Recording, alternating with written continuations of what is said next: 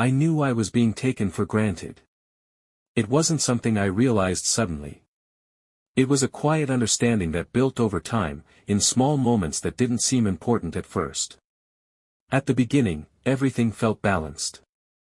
Effort went both ways. Conversations felt natural. I didn't have to question whether I mattered.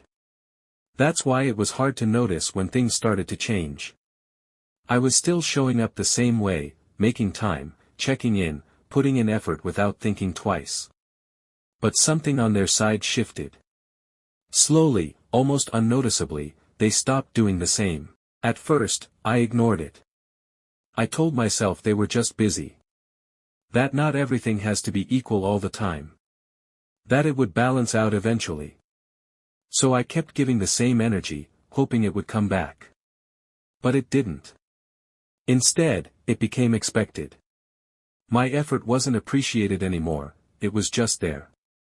Normal. Guaranteed. I became someone they didn't have to try for, because they knew I wasn't going anywhere. And that's when it started to feel different. I noticed how I was always the one reaching out. Always the one keeping things alive. Always the one making sure nothing fell apart. And they just stayed comfortable. That's the part that hurt the most. Not that I was giving more, but that it didn't matter. I felt it every time I hesitated before texting. Every time I questioned whether I should stop trying for a moment, just to see if they would notice. Most of the time, they didn't. And still, I stayed. Because walking away felt harder than accepting it.